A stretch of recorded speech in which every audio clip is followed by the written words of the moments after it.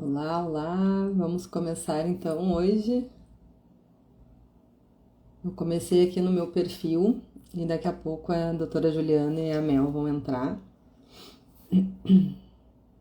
Ó, a Mel já tá aqui, vamos ver se eu consigo.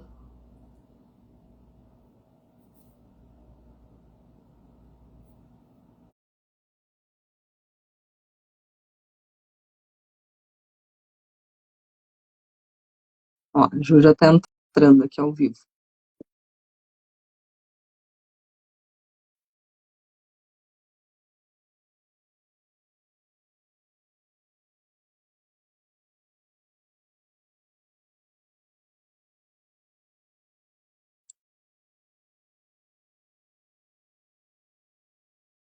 Tô aceitando aqui a Ju.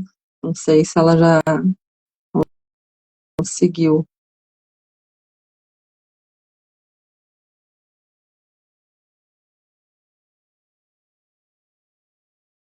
Eu aceito aqui, mas eu acho que não aparece lá, né, Ju?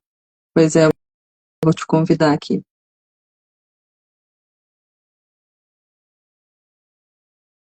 Eu convidei agora de novo, vamos ver se vai aparecer pra ti. Ah, agora deu, Ju, apareceu. Tá me vendo? A Mel também já tá aqui. Você já convidou a Mel? Pois então, a Mel ainda não. Eu vou botar de novo aqui a Mel, peraí. Tava tentando abrir aqui pra Mel, só apareceu o teu por enquanto. Agora sim, a Mel. Venha pra cá você também, Melzinha. Oi, gente, boa noite. Estamos aqui apanhando um pouco, né, da internet, do Instagram, mas vai dar tudo certo. Acabou que Cláudia que teve que chamar. Ah, estamos todas aqui. Oi, gente, boa noite. Boa noite para quem está entrando aí agora. Convidei a Cláudia e a Mel para estarem comigo nessa live. A gente vai. Eu sei que vocês estão cansados um pouco de ouvir sobre a série, mas a gente vai trazer uma perspectiva, a perspectiva do adolescente. A gente vai tirar algumas dúvidas que vocês foram enviando para a gente durante a semana. A gente vai tentar trazer algumas coisas mais práticas, mas a gente vai trazer um olhar aprofundado ali, né? Então a gente vai trazer um pouquinho de educação positiva.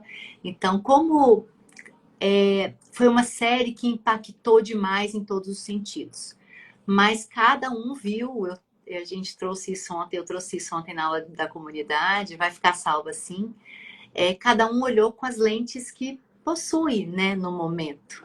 Então, como é uma situação de extrema possibilidade de gatilho, né, que se trata de uma violência que a gente tá até certo ponto acostumado, só que agora toma uma proporção muito maior quando chega nas redes, quando chega nos nossos meninos de 10 anos, 11 anos, 12 anos, 13 anos, e a gente tem medo de que aconteça dentro das nossas casas. Então a gente vê uma série daquela e imediatamente, né, Mel e Cláudia, a sensação de impotência, a sensação de que sim, o mundo está muito violento, e sim, né, a gente sabe que essa violência sempre existiu, mas agora a gente tem uma preocupação de que ela pode estar dentro das nossas casas. Então, o que aconteceu com a maioria das pessoas é que a maioria das pessoas, gente, como está no perfil da Cláudia inicial, muitas vezes eu não vou ver quem está entrando, que é meu seguidor. Mas sejam todos Uhum. bem-vindos aqui. A gente não teve jeito de eu entrar no meu perfil, então a Cláudia que foi que iniciou. Então, o que a gente traz assim? Quando a gente se depara com isso, a gente gatilha. E o que é esse gatilho? Conversa com as nossas histórias, né? Então, é uma série que conversa com a minha adolescência, conversa com a adolescência da Mel, conversa com a adolescência da Cláudia. E por mais que não tivéssemos rede social lá, a violência já estava ali, né? A misoginia sempre existiu, ela não começa agora, né? Então, o machismo sempre existiu, não começa agora. O racismo sempre existiu. Então, a gente se depara com essa violência toda, pensa que um menino que está dentro do quarto com 13 anos, ele pode se tornar um assassino, e isso gatilha nós mães de uma forma, né? E aí, quando eu estou gatilhada, o meu impulso é reagir.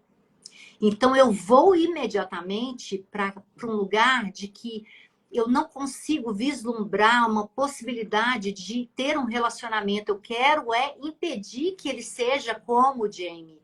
Então, o imediato para as pessoas, principalmente quando a gente está com a educação tradicional tão arraigada, é o invadir, é o proibir, é o aumentar o castigo. Quantas mensagens eu recebi de pais desesperados e mães desesperadas, porque esse é o meu dia a dia de consultório, de pais que tomaram o celular, que deram o celular para esses meninos, sei lá, com 10 anos, 11 anos, e falaram, eu agora pus de castigo sem celular. Então, a gente vai trazer aqui uma outra perspectiva, uma outra saída, né? E eu quero que vocês duas falem também e se apresentem, né? Cláudia é psiquiatra, Mel, educadora parental especialista em adolescência. Então, se apresentem, meninas, e vamos começar a nossa conversa com muito amor, com muita generosidade, com um olhar acolhedor, porque as pessoas estão muito gatilhadas, as pessoas estão muito eufóricas, não é? Gatilhadas mesmo é o nome. No medo, congeladas, luta e fuga, fazendo tudo, e a violência está aumentando em direção aos adolescentes. E esse é um grande problema. Pode falar, Cláudia, primeiro. Então, pessoal, eu sou psiquiatra, especialista em infância e adolescência, fiz toda a formação na Escola de Educação Positiva, fiz a certificação, a pós, estudei também depois neurociências, trauma, e, além de tudo isso, acho também importante colocar aqui que eu fiquei 1 ano trabalhando na FASE, que é uma instituição de acolhimento aos menores infratores aqui do Rio Grande do Sul. E foi uma experiência, assim, muito interessante, porque foi na época que eu estava fazendo a formação em psiquiatria, da infância e da adolescência, e complementou muito o que eu já estava, né, acompanhando, mas foi algo, assim, que também mexeu muito comigo, porque eu estava vendo, isso já faz quase 20 anos, já faz tempo, assim, então foi pré-eras das redes sociais, então não tinha ainda essas questões todas, né, de crimes, né, de redes sociais, era basicamente crimes envolvendo drogas, né, então foi uma experiência muito interessante, mas eu vi bem essa questão, assim, do quanto a sociedade, a história dessas crianças, desses adolescentes que estavam lá passando por algum tipo de cuidado, né, da situação social, digamos assim, impactou para que acontecesse o que aconteceu com eles. Então, acho bem interessante trazer também essa perspectiva. Melzinha, pode falar aí. Eu sou a Mel Araújo, sou educadora parental, estou com a Ju desde o comecinho, fazendo certificação, fazendo pós-certificação na adolescência, fazendo de novo a certificação na adolescência. Também fui estudar neurociência, estudar muito trauma, faço pós-graduação também em neurociências do comportamento da criança e do adolescente.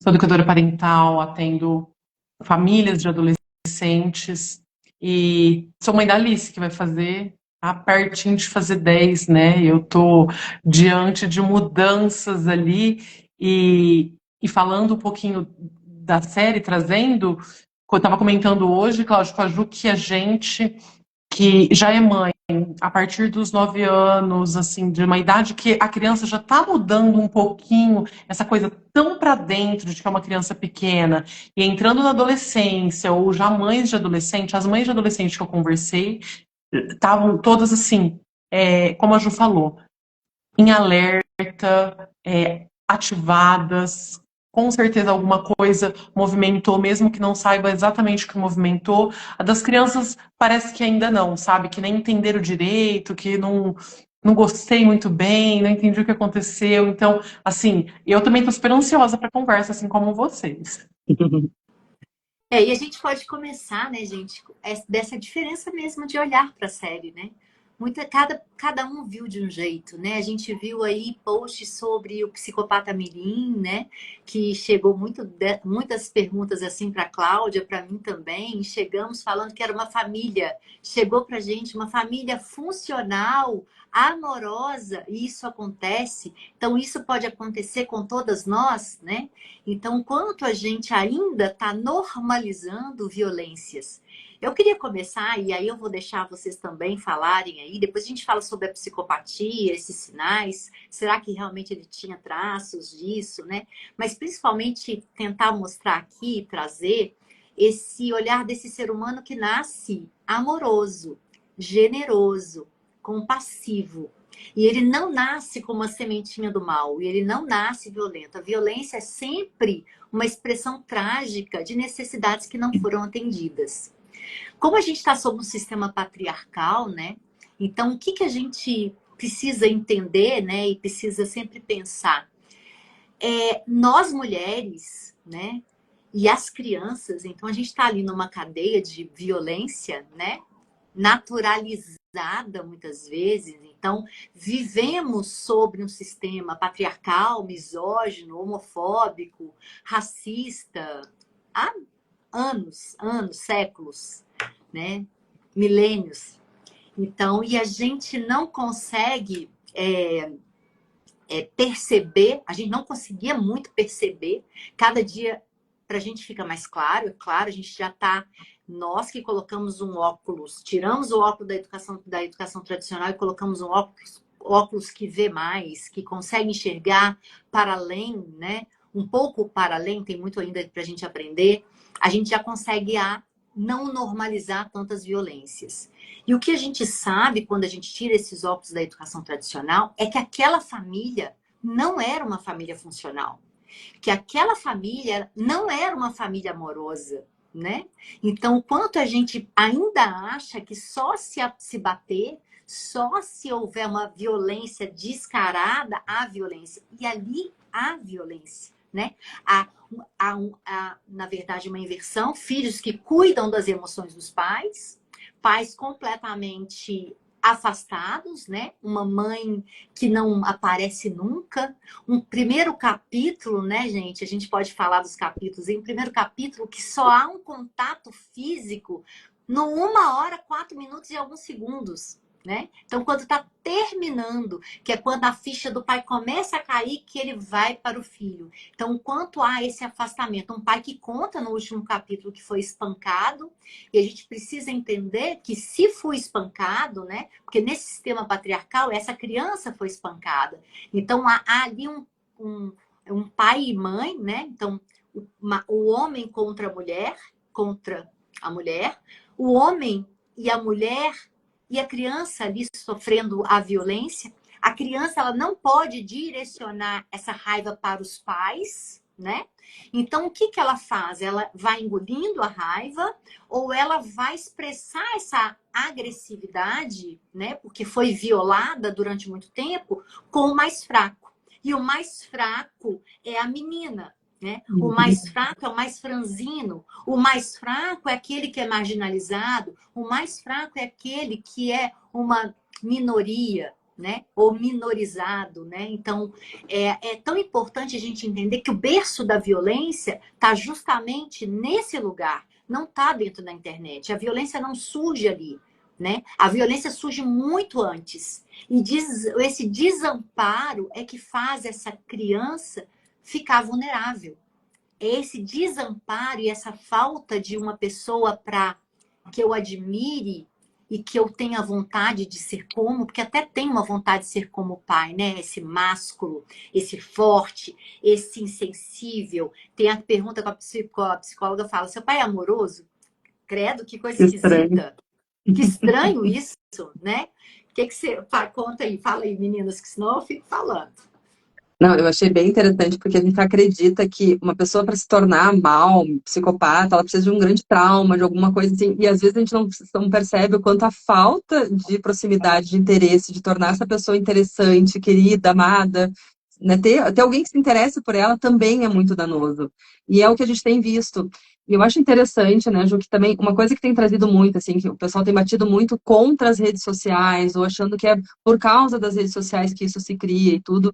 E eu gostaria de trazer aqui uma situação bem interessante, que em 2003, eu entrei em contato, na verdade, em 2007, com esse livro aqui, que é o Precisamos Falar sobre Kevin. É um livro bem antigo, pré-era das redes sociais, e que debate é um livro tão desestabilizador, perturbador como o filme, a minissérie, né, a adolescência, só que não tem as redes sociais. E existe a mesma configuração de abandono, de não interesse, de não se envolver com essa adolescente. Ele faz um crime bárbaro ali, e a história toda é contada através do ponto de vista da mãe, procurando onde é que eu errei, o que aconteceu, que o meu filho se tornou, né, uma pessoa que acabou, então, fazendo um crime. Não vou contar, porque o livro realmente é muito interessante ler. E aí a gente traz a mesma coisa, assim, tá? As redes sociais talvez agora só criaram um ambiente onde isso pôde se potencializar, onde cada vez mais tem meios e acesso a conteúdos que vão, né, trazer essa raiva, essa agressividade para fora de uma forma totalmente disfuncional. Mas alguma coisa já estava faltando ali. E aí a gente volta para essa questão da família, né? O quanto que a gente precisa estar atentos a essa relação entre os familiares todos. Exato. E eu queria chamar atenção exatamente para isso, ali, para essa relação das famílias. Na verdade, quando o pai traz que ele tem consciência de que aquele espancamento que ele sofreu não é uma educação que ele quer propagar, mas ele não é só isso que ele consegue enxergar, ou é isso ou não é nada. E a opção dele é nada. E aí a gente vê que é uma família que não tem ninguém regulando e cuidando emocionalmente de ninguém, porque ali no último capítulo, onde o pai tá fervendo de raiva porque escreveram na van, o pai tá lá borbulhando daquilo e eles estão ali falando: não, não, a gente vai passear. Tá todo mundo morrendo de raiva, ataca o menino lá da bicicleta, ele total com spoilers, né, gente? Mas ataca o menino da bicicleta, todo mundo com muita raiva, liga o menino de lá da cadeia, da onde ele tá, do lugar, sei lá, onde ele tá, e todo mundo finge que nada tá acontecendo, falando normal. Não há nenhuma conversa sobre as emoções. E essa falta de organização da verdade é enlouquecedora. Então, as crianças nunca sabem o que está acontecendo. Os adolescentes crescem, eles não entendem nada que eles estão sentindo, nada que está se passando no ambiente. Eles vão entendendo desde a interpretação de crianças e que fica preso nessa interpretação de criança que é sobre mim, contra mim, que não gosta de mim. Pode falar, Ju, mas assim, não ia falar, mas assim, é isso, assim, essa nuance, esse olhar dessa violência invisível de gente que está disposta, mas está sem ferramentas. Quando eu falo ferramentas, ferramenta para olhar para si, para cuidar da sua dor, para não falar assim, é trauma, é tudo mimimi, agora tudo é trauma. Não, olha o resultado de como a gente, quando a gente só reprime, por um lado explode, vai ser pelo lado daquele que explodiu pela droga, vai ser pelo lado daquele que explodiu pela violência. Algum lugar na família vai ficar desequilibrado, todos vão estar desequilibrados, vão estar medicados. Assim, essa falta de organização também a gente vê, e isso me pegou assim, né, essa falta de palavras, lá no primeiro capítulo, que tá lá, a polícia entrou, arrancou todo mundo da cama, levou o menino preso, chega lá na delegacia e eles falam: filha, vai para casa. Para casa? Fazer o quê em casa? O que eu vou fazer em casa? O que está acontecendo? E uma coisa, Mel, assim, que a gente precisa também entender. Quando eu venho de uma família disfuncional, como esse pai, né, e fui espancado, e para mim é muito claro que isso me doeu a alma, que isso me transformou em quem eu sou hoje, né? Um homem que guarda a raiva, explosivo, ele precisa, para não direcionar essa raiva para os filhos e, né, e para a esposa, apesar de que há também essa explosão ali em cima deles, né, na coisa do galpão, ele precisa se afastar completamente, se isolar emocionalmente, se isolar das relações. Porque o que ele entende de relação, ou que o corpo dele vai mostrar nas relações, é que todas as vezes que eu sentir algo, eu posso ser violento com alguém. Então, eu me afasto achando que isso não é violência. Eu me afasto para não violentar, né? Então, aquela fala toda. A série é maravilhosa, né, gente? A série é maravilhosa. Então, realmente, não canso de falar sobre ela. Minutei toda a série, assim. Mas quando ele fala que ele desenhava e parou de desenhar. Quando uma pessoa perde a autenticidade, gente, ela não tem como ela não ter, né, dentro dela uma sensação de injustiça. Essa sensação de injustiça leva a uma vingança, leva a uma agressividade, que sim, a agressividade é natural de todos nós. E se torna violência, claro, quando eu estou longe, despregado completamente do meu ser essencial, então estou totalmente desconectado de quem eu sou e não tem ninguém que me ampara, estou totalmente desprotegido, né? Então, a série chama atenção por várias coisas, mas para mim, o maior de tudo, assim, o que mais atravessa, né?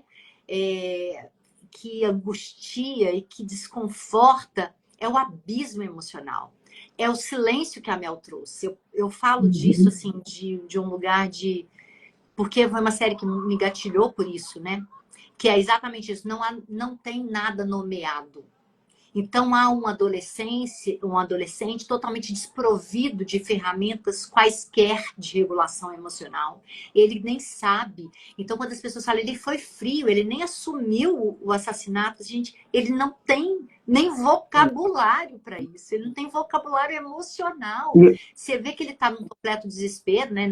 Para mim, não tem traço nenhum de psicopatia ali, porque é um menino que sente o tempo todo, né, Cláudia? Você pode falar mais sobre isso? Ele chora, ele chama pelo pai, esse ídolo para ele, né? E ele acha que para ele ser como ídolo, ele precisava ser másculo. Ele fala o tempo inteiro que o quanto o pai tinha vergonha por ele não saber jogar futebol, né? O pai gente, dói, né? Então o pai conta doído também aquilo, né?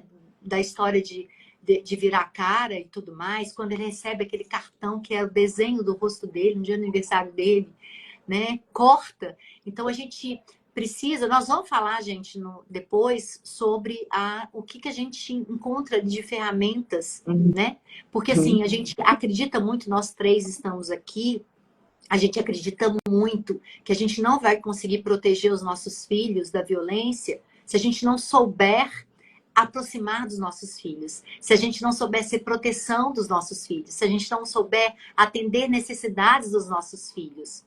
Porque, na verdade, se a gente olhar só para fora, né, lógico que a gente quer que tenham leis que regulamentem, que a gente quer que tenha educação digital para todos. A gente pode fazer educação digital dentro das nossas casas. Mas enquanto a gente está esperando isso tudo acontecer, a gente precisa pensar que o mais importante, porque essa violência sempre existiu, é pensar no qual é a relação que eu tenho aqui. Eu estou oferecendo proteção porque a violência surge desse vazio emocional, né? Desse eu não ter tido as minhas necessidades básicas atendidas, né? E aí fala um pouquinho aí da psicopatia, Cláudia, que as pessoas estão muito perguntando sobre isso. Exato, me perguntaram várias vezes assim, mas ele é psicopata? E eu acho que a gente tem que esclarecer um pouco alguns termos, tá? Na CID-11, no DSM, a gente não fala em psicopatia, a gente fala em transtorno de personalidade antissocial, que é o psicopata que a gente conhece. Só que isso só pode ser diagnosticado após os 18 anos. Por que tem que se ter esse cuidado, assim, até de dar esse diagnóstico, porque é algo muito grave, tipo, é um transtorno de personalidade que envolve geralmente delitos, crimes, e que teria uma consequência, obviamente, penal em relação a isso. Só que o que as pessoas geralmente confundem são os sinais que acontecem já desde criança de que aquela pessoa poderia ser um futuro psicopata, né? Um futuro antissocial quando crescesse. E isso eu acho bem interessante a gente falar, né, gurias, aqui, porque a gente confunde muito algumas coisas na infância, como reações, comportamentos que as crianças têm, os adolescentes, em relação ao ambiente hostil, em se defender, em quanto que a gente tem que olhar um pouco, né, com um olhar um pouco mais ampliado para esses comportamentos, porque senão rapidamente a gente vai rotular de TOD, que é o transtorno opositor desafiador, transtorno de conduta na adolescência, e depois vira um transtorno de personalidade antissocial na vida adulta. Então, quando a gente tem que ver por que aqueles comportamentos estão acontecendo, o que tem naquele ambiente ou não tem naquele ambiente que está gerando tudo isso, porque é muito simples a gente começar a olhar, então tá, tem mais agressividade, explosões emocionais, e aí vai virar um psicopata no futuro. E as mães ficam em pânico, né? Quando surge algumas coisas, então tem que fazer alguma coisa, já leva para o psiquiatra, já começa a medicar. Em vez de olhar justamente por que está acontecendo, o que aquele comportamento está nos comunicando, né? A gente que está estudando muito essa questão do comportamento, para além, né, só de sintomas e diagnóstico, a gente entende que tem uma causa ali e a criança está apenas, né, essa adolescente se comunicando. Claro que a gente vai entender, fala, Ju. Não, pode terminar, que aí É depois que eu acho que é tão interessante, porque assim, na série não tem nenhum comportamento dele, a não ser essa história dele ter feito esse crime, que nos leve a pensar que ele é um psicopata. Até porque a série não traz elementos anteriores ao dia, né, do ocorrido.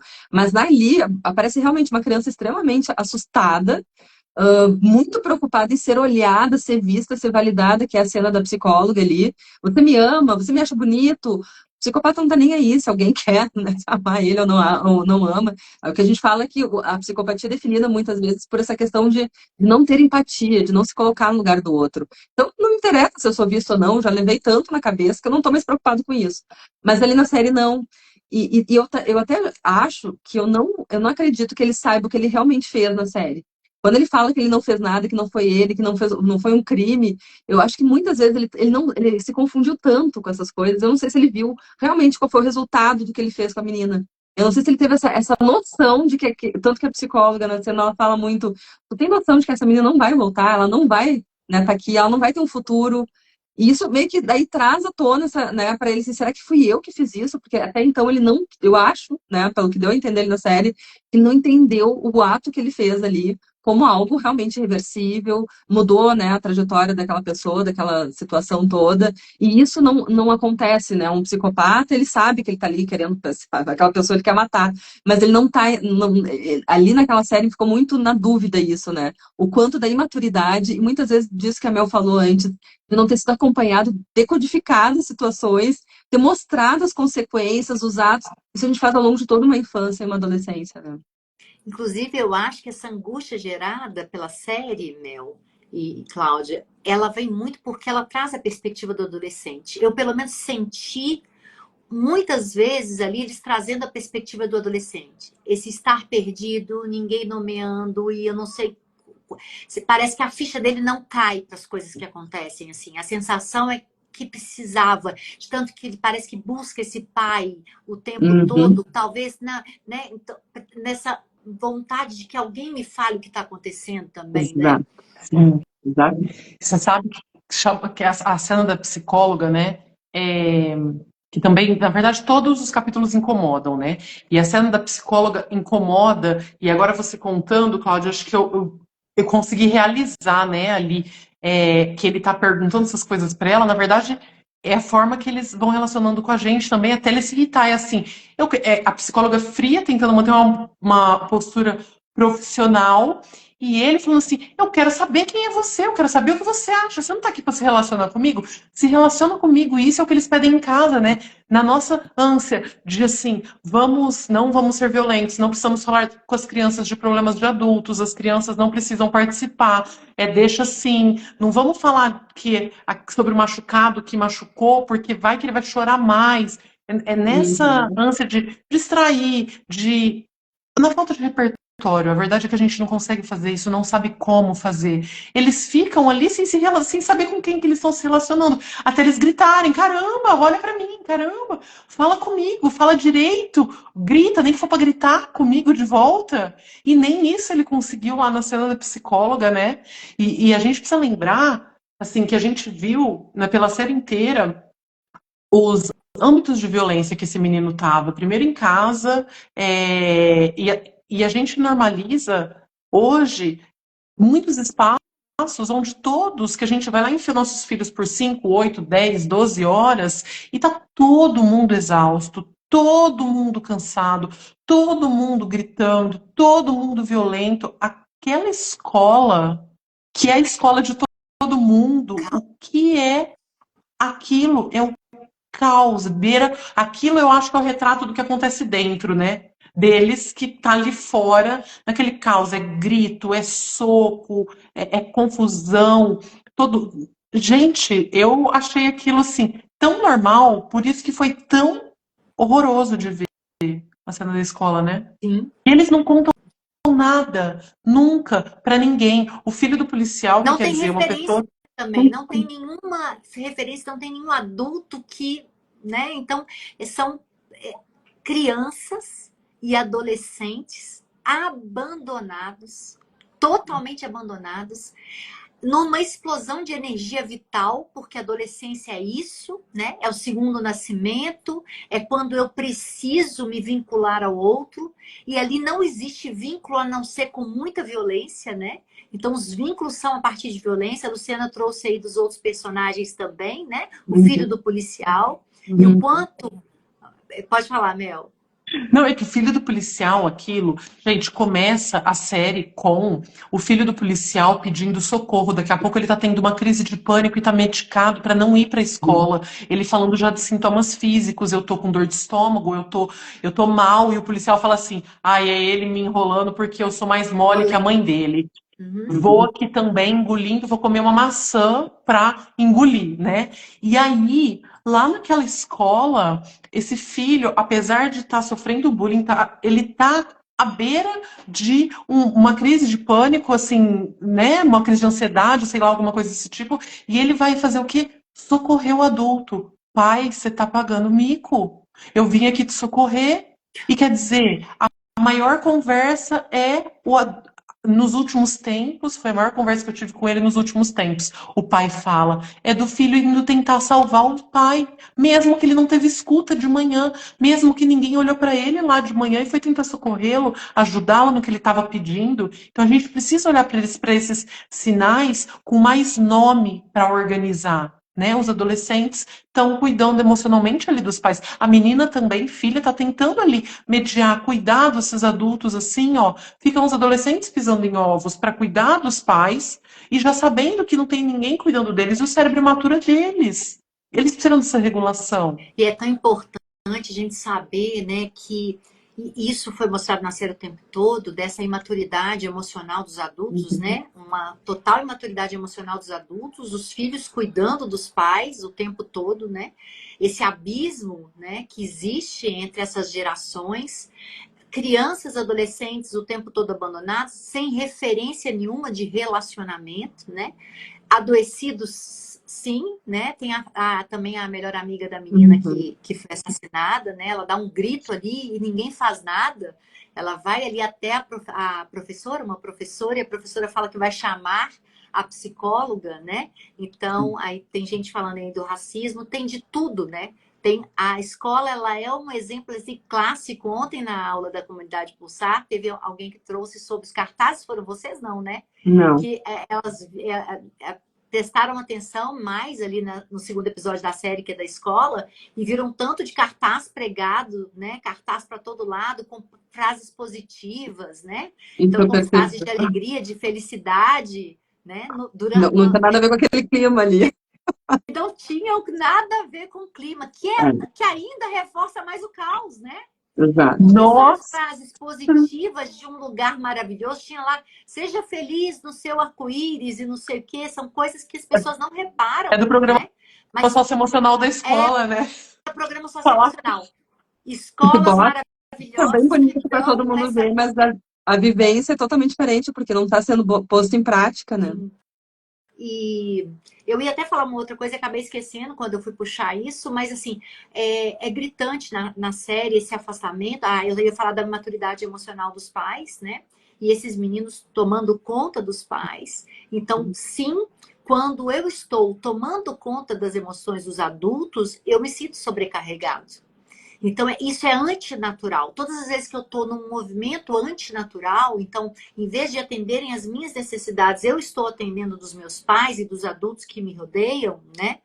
Pelo menos para tentar organizar alguma coisa nesse ambiente externo, e a criança consegue fazer isso, e o adolescente também, de alguma forma. Todas as vezes que ele faz esse movimento, é claro que existe esse despregamento, né, dessa energia vital, dessa força vital. Então, a gente tem dois caminhos ali do adolescente também, dos adolescentes, e a gente vê isso na série também. Os que apagam, né? E os que vão para essa violência para fora, né? A violência para dentro e a violência para fora, né? Aquela irmã dele também, para mim, é muito assim, muito evidente ali. Ele também é comparado o tempo todo com a irmã, né? Ele traz isso, que a irmã sabe fazer alguma coisa, a mãe sabe cozinhar, o pai sabe consertar vaso sanitário, né? Mas era outra coisa que eu ia falar, sobre quanto nós, adultos imaturos também, fugindo das nossas emoções, estamos nos sobrecarregando ou nos anestesiando no trabalho. Então, esse policial que trabalha de noite nem sabe o que o filho está passando. Ele, inclusive, né, quando você fala aí da dor de barriga, então ele já trouxe para os sintomas físicos, né? Esse pedido de socorro. Não sei se vocês lembram, o policial mostra para sargento que está com ele, lá, aqui, o que que você acha? Aí os dois dão uma risadinha, né? É. Tipo, Vai querer ah me lá, só porque eu enrolar sou de novo. monega, a mãe vai mandar ir para a escola, né? Então ele vai acabar indo. Exato. E, Ó, e e o te interromper, quanto, rapidinho, só para terminar essa parte, e o quanto, quando ele chega na escola policial, as pessoas fazem bullying com o filho dele na frente dele, né? Exato. Então, para mostrar esse distanciamento, é um policial que entra na escola e nada muda. Tá Uhum. todo mundo ali gritando, berrando, um batendo no outro, gritando. Eu tô aqui nesse negócio, assim, porque dá um nervoso na gente, né? Porque mostra que a gente tem que parar tudo e começar tudo diferente, porque não tem esperança para aquilo que tá desse jeito. Tem que começar dentro das nossas casas, tem que partir depois para a escola e para a sociedade, mas precisa ser primeiro dentro das nossas casas, né? Uhum.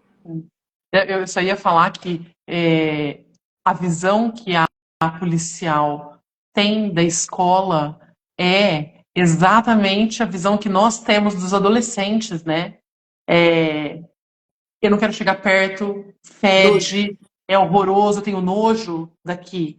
Então, pelo amor de Deus, deixa eu me afastar, né, Ju e Cláudia, assim, a gente precisa pensar que isso deu medo mesmo, que realmente a internet é uma coisa que potencializa muito, de fato, eles têm gente muito inteligente tentando encontrar as pessoas vulneráveis. Eles sabem quem são os vulneráveis, eles sabem que não tem amparo, que eles não vão ter para quem contar, e eles vão mesmo atrás disso. Então a gente também precisa, né, pode trazer, aqui a gente queria trazer um pouco de, além de todas essas reflexões, que com certeza tem inúmeras, mas trazer que há ação para a gente fazer, mas os adolescentes já estão violentados e sozinhos. Não há necessidade da gente violentar mais. A gente precisa compreender e proteger, mas o que vai proteger é o relacionamento. Exato. Gente, assim, nós acreditamos, e as meninas podem falar, que o único caminho possível de que realmente os nossos filhos não se tornem um Jamie, né? Não se tornem um Kevin, é o Uhum. relacionamento, né? É o a gente poder acompanhar de um lugar muito humilde, né? Quase com uma curiosidade sobre qual o mundo deles, onde eles estão vivendo, o que eles estão fazendo.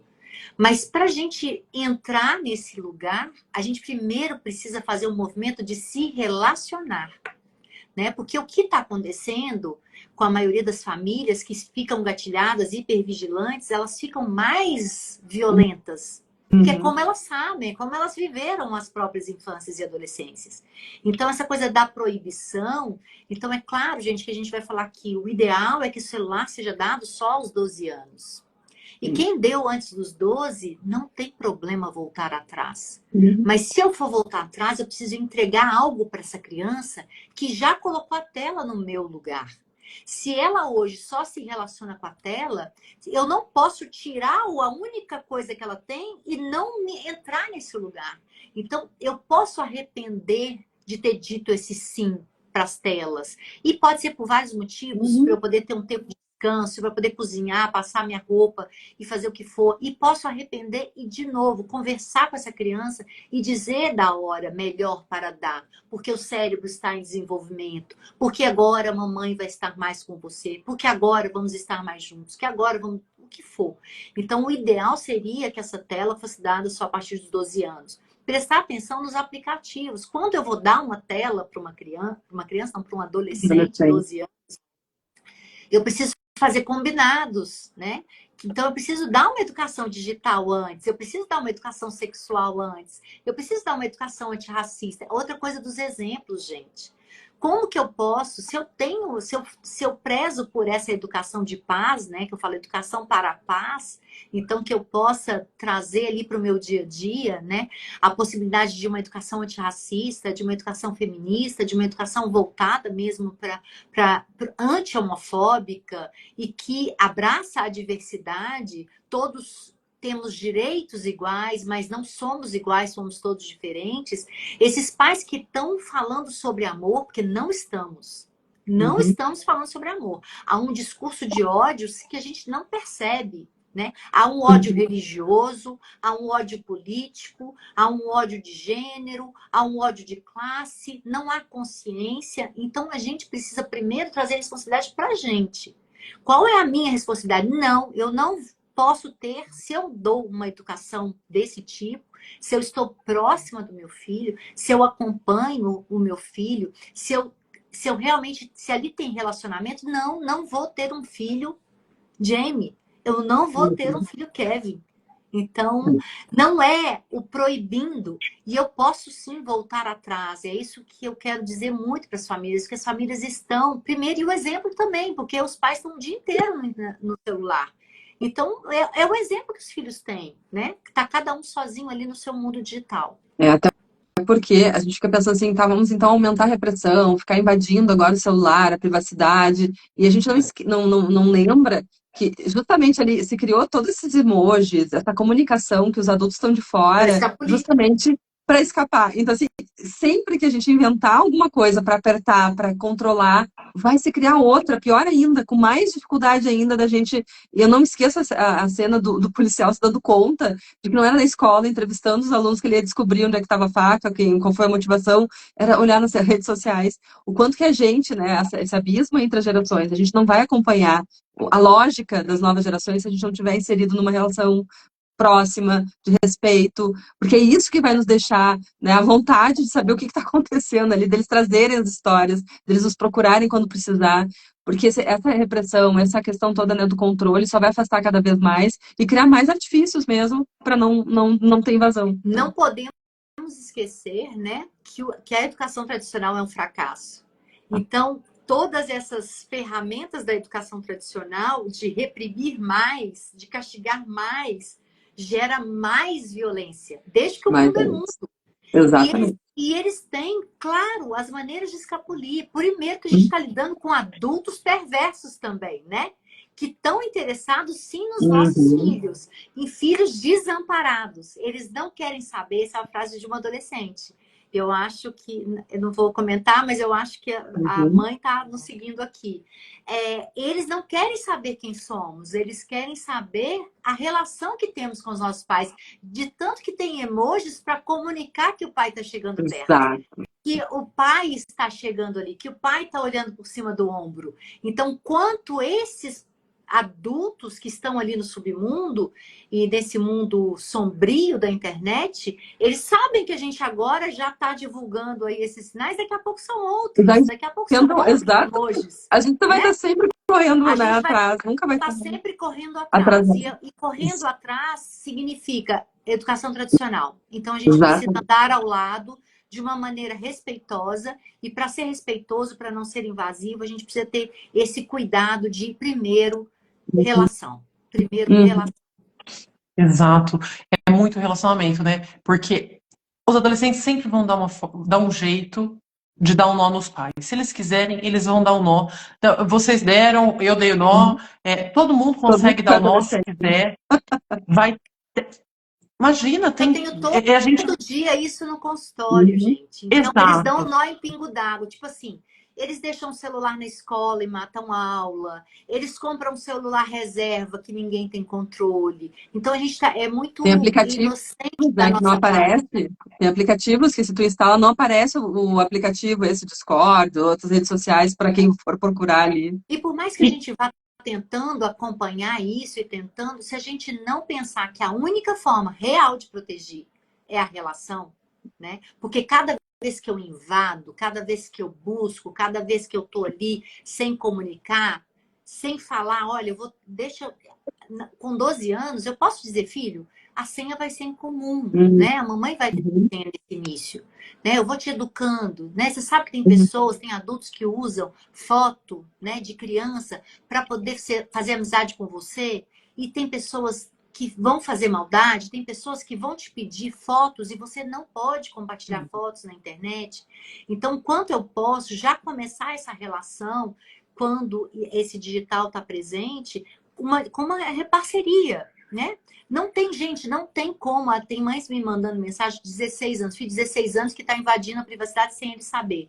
lógico que ele vai Claro. saber, né? Então, lógico que ele vai saber. E isso rompe a relação, isso quebra a relação.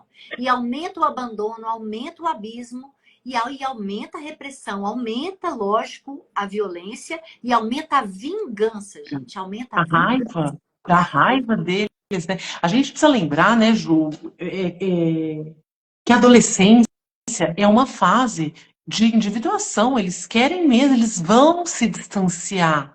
É Uhum. natural que eles se distanciem. Eles querem a individualidade. Ninguém quer saber que o pai e a mãe estão sabendo se a gente está se esfregando com alguém em algum lugar, se está começando as descobertas ou não. Isso é da privacidade deles. A gente vai, eles vão contar aquilo que eles tiverem vontade, se sentirem à vontade para nos contar. A questão é que a gente está falando é que eles precisam ter abertura e esse caminho para nos contar. O que a Ju está falando é que a gente precisa falar de todos os assuntos com nomes claros, porque o Gabor fala lá no livro dele, junto com o Gordon nem sei o sobrenome dele Neufeld. direito, Neufeld, que onde os pais não entram, entram outras pessoas, entram os Uhum. pares. Então, se você não abordou o assunto, a Ju tá falando, não abordou o assunto de racismo, alguém entra. Não abordou o assunto de Pornografia. minorias, não abordou pornografia, não abordou sexualidade, porque nas escolas não se pode falar disso, porque a gente tem uma crença maluca. Bom, alguém vai falar com o seu filho.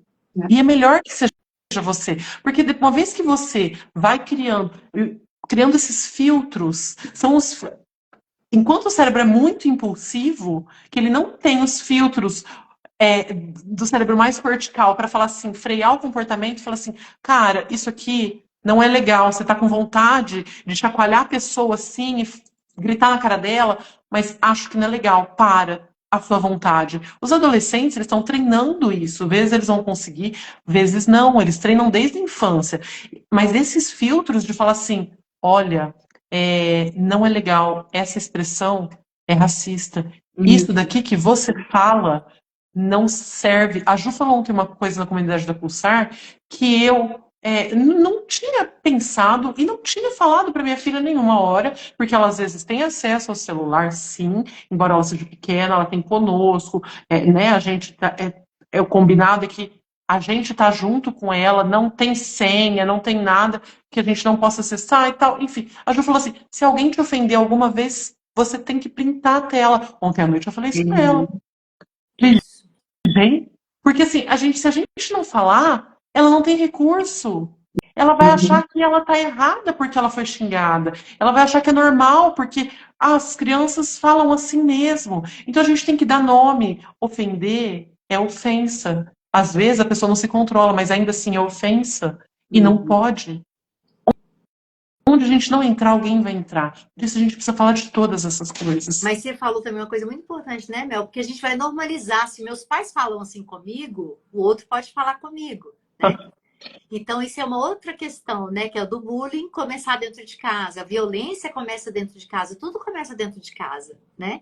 Então, a gente partindo do princípio que esses meninos nascem amorosos, generosos, compassivos, mas também ingênuos, né? Então, a gente vai estar ali mostrando para eles, porque eles acham que o mundo é também dessa forma. Então, a gente precisa ser referência. E a referência não pode ser um pai, por exemplo, que comenta a roupa de uma menina na rua, né? Não pode ser, por exemplo, uma mãe que está falando da mulher que está ali dançando na internet e está, né? Olha lá o tamanho da saia dela, está provocando. O que, que ela está querendo? Né? Então, o pai não pode ter um grupo de WhatsApp com os amigos que recebe foto de mulher nua. E isso a gente vê adoidado. Né? O pai Uhum. não pode ser a referência que está ali trocando mensagem com os colegas do futebol, né? Mandando vídeos de pornografia. Então, não quero que meu filho beba, não vou beber. Ah, é radical. Não é radical. É a verdade, né? É a Então, linguagem relacional que vai se estabelecendo, né? E vai começar dentro de casa desde o início. Então, até de mediar conflito, como é que eu, né? Alguém fez uma coisa que eu não gostei, eu tô com muita raiva, o que que eu faço com essa raiva? Como é que eu lido com essa situação? Se ninguém me explicar, realmente eu vou achar que matar é a solução, que é dar um tiro. Então, é interessante a gente entender que tudo isso tem oportunidades o tempo inteiro na criação da criança, né? Desde a infância, vai ficar adolescência, a coisa. gravado, viu, gente? Desculpa te interromper. Só Ah, para sim. falar.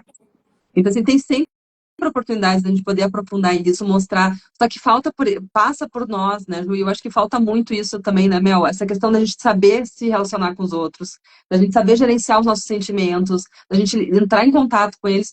Os adultos não sabem, e as crianças também vão ficar sem saber. Então, quanto que a gente tem que levar para o autoconhecimento, né, para a autoconsciência, né, do que a gente está promovendo ali nas relações.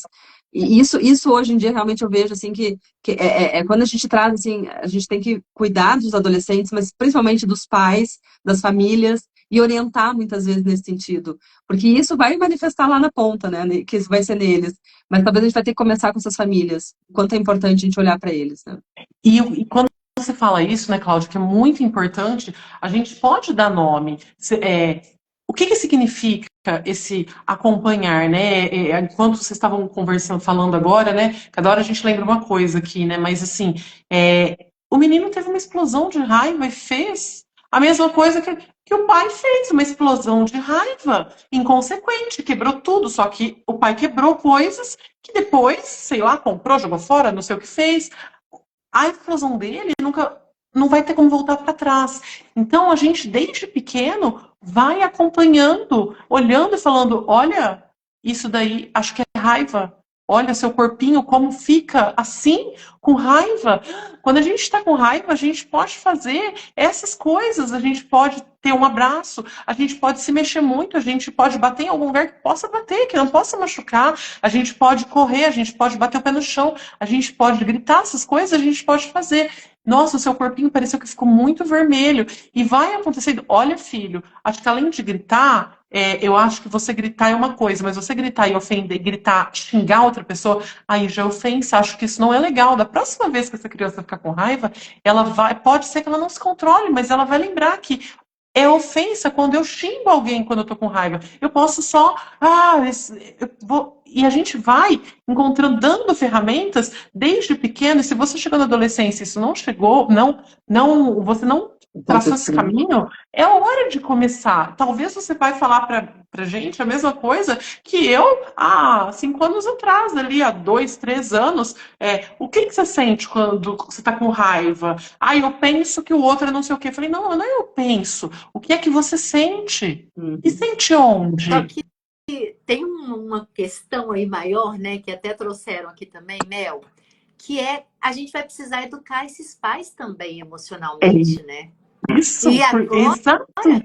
E agora, com esses pais todos gatilhados com a série, com todas as informações que estão sendo bombardeadas, tá todo mundo apavorado, realmente ali, né? apavorado, apavorado, o medo não deixa comunicar amor, né? Então, o medo é uma barreira enorme para o relacionamento. Então, como que a gente vai acolher esses pais para que eles possam realmente se relacionar com esses filhos? E aí, isso que eu acho que é interessante. Desculpa, Mel, pode falar. Não, pode falar. Não, eu acho interessante isso, porque assim, parece que tá. Então eu tive sorte de ter um filho bonzinho, eu tive azar de ter um filho, né, raivoso, com muitas emoções difíceis. E a gente tem que trazer essa questão assim, que não é sorte e azar, a gente não tá numa loteria. Às vezes dá a entender na série, né, tipo, onde é que a gente errou, se a gente fez tudo certo, como é que aconteceu isso? E nesse livro do Precisamos Falar sobre Kevin também, parece assim, eu fiz tudo que eu podia dentro das minhas limitações e eu tive azar de ter sido mãe de um filho que cometeu um crime. E não é assim.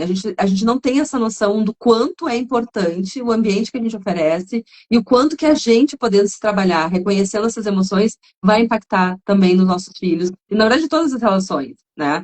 E eu acho que é essa mensagem, talvez, que a gente queira passar aqui, né, gurias? Do quanto que a gente sim tem responsabilidade. Essa responsabilidade é algo libertador quando a gente sabe, tem orientação e a gente busca, né, entender quais são os fatores, o que uma criança precisa para se desenvolver, o que é importante. E muitas vezes a gente traz assim, não, os pais têm que trabalhar para prover coisas materiais, para ter dinheiro, para oferecer coisas, né? E o quanto isso muitas vezes também é fácil. Não é que eu estou dizendo que todo mundo tem que parar de trabalhar e ficar só ali olhando para o filho o dia inteiro, mas o quanto que a gente às vezes foca no material, no exterior, e não está percebendo o quanto aquela interação ali escovar. A mãe do Jamie não trabalha, ela está ali o dia inteiro, mas tão distante, sobrecarregada, né? Emocionalmente ali, até sobrecarregada fisicamente ali, né, de tantos afazeres, mas tão distante, porque também é uma mulher ferida. Então tá tudo bem, né? Estamos todos aqui querendo aprender. Eu tenho plena consciência de que essa geração, inclusive, lógico que não são todos, porque existem os que estão com o discurso de ódio na ponta da língua, estão buscando muito mais do que nós. É lógico que a internet possibilitou muito mais. Nós, a maioria, tenho 52 anos, eu precisei estudar sobre racismo, eu precisei estudar sobre misoginia. Então, hoje, eu tenho um exemplo bobo, rápido, para a gente finalizar, do meu filho, de 21 anos, quando a gente foi lá um apartamento em São Paulo. Tinha um casal de homem e mulher mostrando o apartamento e o homem toda hora cortava a mulher. Eu fui ficando meio sem graça, mas o João Pedro, na hora ele falou, na hora ele pontuou. Na hora ele fez uma cara feia pro cara e falou assim, eu quero que ela fale. Eu quero que ela fale. E depois ele falou, mãe, você não percebeu? Eu quase sumi dali. Eu tive vontade de ir em cima desse cara. Porque casado, é a esposa dele. Ele desrespeitou ela o tempo todo. Ele tratou ela como se ela fosse uma ignorante. Né? Então, e ele pontuou. E coisa que eu tava desconfortável, mas não tinha registrado. percebia. E quando a gente percebe, a gente não tem coragem de se posicionar, né? Então, olha quanto a gente precisa também de uma educação antirracista, anti-homofóbica, né? Antimisógina, feminista, para a gente poder mudar com os nossos filhos. Porque eles estão ali querendo um exemplo, querendo imitar alguém, copiar alguém. Porque aí eles vão sair para o mundo com uma referência dentro, né? Que a gente traz no curso. Pessoal, a gente já está chegando na hora de terminar. Eu quero dizer que a Mel e a Cláudia são professores da minha especialização. Eu quero convidar vocês, gente, se vocês me permitem, para o Seminário Salvando Adolescência. A gente vai fazer um fórum lá. Estou chamando a Mel agora, a Cláudia já sabia. O Seminário Salvando Adolescência vai ser no dia 26 e 27 para profissionais de abril. E aí a gente, 26 de sábado e domingo o dia inteiro, mas a gente vai pegar um tempinho para a gente fazer um fórum de debate para profissionais. Então é só ir lá no link do meu perfil, no link da bio, e fazer a inscrição para o seminário.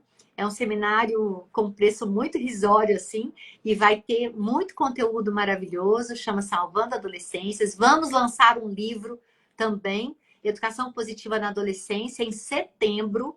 Então, Mel é coautora, Cláudia é coautora, vai ser maravilhoso. E o que a gente tem de mensagem, vamos deixar uma mensagem final cada uma, que eu acho tão bonito. A mensagem que eu deixo vamos nos curar, para que a gente possa realmente nos relacionar. Porque nascemos para relacionarmos. Então, a gente só tem como a gente realmente estar bem aqui nessa vida, nos relacionando primeiro com a gente mesmo, e depois com o outro, principalmente com os nossos filhos. É o que eles precisam de nós para se proteger do mundo que existe aí, que vai existir sempre. Mas o que a gente pode fazer dentro das nossas casas? Cláudia. Bom, eu vou dizer uma frase que a Ju sempre fala, que sempre é tempo, né, Ju? Porque às vezes a gente acha assim, tá, terra arrasada, agora eu já dei, acabou, já tá envolvido com outras coisas. Calma, sempre tem como a gente olhar, reparar, ir atrás de soluções, buscar ajuda. O quanto agora, né, temos informação, temos profissionais capacitados para ajudar, que são os educadores parentais. Se tivesse olhar de educação positiva, tudo todo de trauma, melhor vai ser, porque realmente vai conseguir atuar ali na base, vai conseguir olhar para as necessidades não atendidas. Então, buscar ajuda e reparar é essencial. E tem como a gente conseguir fazer isso mesmo com os adolescentes. Essa é a minha ideia. Essa live nossa vai ser muito reguladora para muitas pessoas, eu acho. Tomara. Eu queria falar que quando a gente está com medo, está assustado, está com raiva, a gente está com o nosso sistema nervoso desregulado. E quem está desregulado não consegue ver saída. Então você pode buscar alguém que consiga te dar a mão, te trazer para a segurança, te apoiar, porque aí você vai enxergar muitas saídas, que tem caminhos. Hoje estava me vindo uma frase, mas eu não conseguia terminar de lembrar o resto dela, e é com ela que eu vou deixar aqui minha última palavra, que é uma citação de alguém que eu não sei de quem é, não é minha, tá? Mas é que se nada nos salva da morte, que o amor nos salve da vida. E era isso que eu queria falar. Também não sei o autor. Maravilhosa. Meninas, eu sou apaixonada com vocês, né? Claro. Um beijo no coração de vocês. Não sei como agradecer. Sexta-feira à noite é uma loucura. Obrigada demais. Cláudia, se você conseguir salvar aí, vai ser maravilhoso. Vai ficar. Eu tô Um na beijo. incumbência agora de não deixar para trás, mas Pelo vai ficar tudo amor, certo. salvar e compartilhar com a gente. Foi um prazer, amo vocês. Um beijo. Beijo, Adoro meninas. vocês, Boa gurias. noite. Muito bom estar aqui com Bom fim de vocês. Boa semana. noite para todo mundo.